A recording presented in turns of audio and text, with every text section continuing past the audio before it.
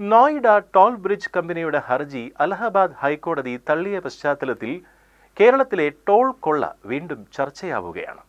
Delhi Noida direct ഫ്ലൈവേയിലെ toll പിരിക്കൽ കരാർ റദ്ദാക്കിയ അലഹബാദ് ഹൈക്കോടതി ഉത്തരവിനെതിരെ കമ്പനി നൽകിയ ഹർജിയാണ് കഴിഞ്ഞ ദിവസം തള്ളിയത്. ഇതിന്റെ പശ്ചാത്തലത്തിലാണ് കേരളത്തിലെ കാര്യം ചർച്ചയാവുന്നത്. 2012 ഫെബ്രുവരി 9 തുറന്ന പാലിയേക്കര ടോൾ പ്ലാസ ഇതുവരെ പിരിച്ചത് 1450 കോടി രൂപയാണെന്നാണ് കണക്കുകൾ.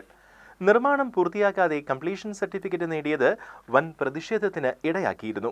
കരാർ ലംഘിച്ച കമ്പനിക്കെതിരെ ടോൾ വിരുദ്ധ സമിതി പരാതി നൽകി. പരിശോധനയിൽ കരാർ ലംഘനത്തിന് ടോൾ കമ്പനിക്ക് 2128.72 കോടി രൂപ ദേശീയപാത അതോറിറ്റി പിഴ ചുമത്തി. പ്രതിദിനം 42,000 വാഹനങ്ങൾ പ്ലാസ വഴി കടന്നുപോകുന്നു. 53 ലക്ഷം രൂപയാണ് ദിവസേന ലഭിക്കുന്നതെന്ന് വിവരാവകാശ രേഖകൾ വ്യക്തമാക്കുന്നു. നിർമ്മിക്കാൻ വന്ന ചെലവ് 725 കോടി രൂപ. 1450 കോടി രൂപ പിരിച്ചിട്ടും കരാർ കമ്പനി ഇനിയും കൊള്ളയടി തുടരുകയാണ്.